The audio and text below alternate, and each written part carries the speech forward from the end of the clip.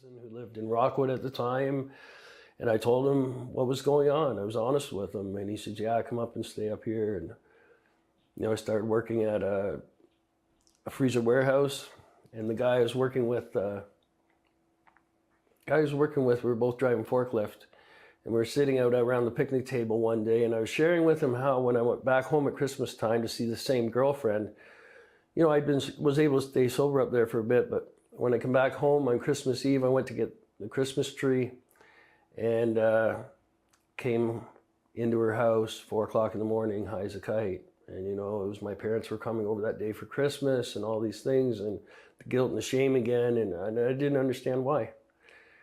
And then New Year's Eve, she had a friend coming over from Australia. I went out to get a pack of cigarettes in the afternoon, came home at 4 in the morning, high again, and not understanding how this all happens every time, And so I shared that with him, and he sat there with this grin on his face the whole time I'm telling him, and I'm thinking, why are you smiling at me? And he says, I rolled over a piece of carpet and I was homeless 3 years ago. Do you want to go to a meeting? And that's how I found Narcotics Anonymous. Yeah, and that changed my life for, out of the 12 years I lived up in the Milton, Burlington area.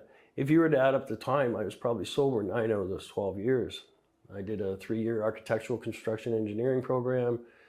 I had my own renovation company for a while up there, but addiction always stole away any continued success, any opportunity for continued success.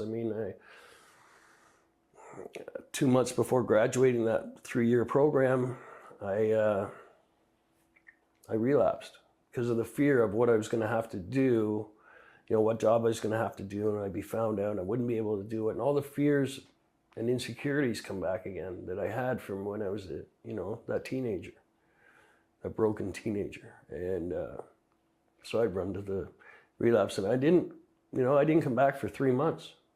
I went into the city, I didn't leave for 3 months, didn't come home. That's how my addiction started progressing, and they allowed me to come back to do the 3rd year again, and I did the same thing the next year, sober for another almost year, and then relapsing. There's a fear of it. And I didn't understand any of this at the time. I do today. Having worked the 12 steps now, I understand how fear ruled my life and controlled what I did. Those 12 steps helped me to deal with resentments, fears, my insecurities, my own self-worth. And it clears away all that wreckage of my past, in order for me to have a relationship with God.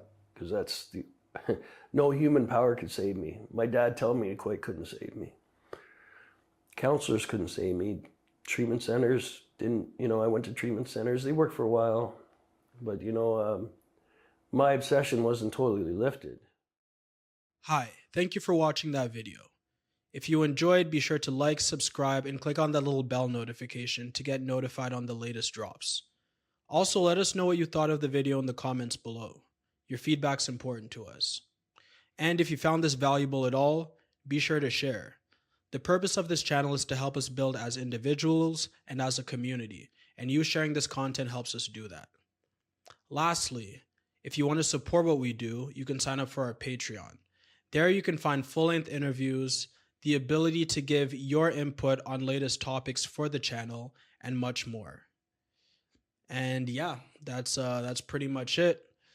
Thank you for tuning in, and look forward to seeing you next time. Peace.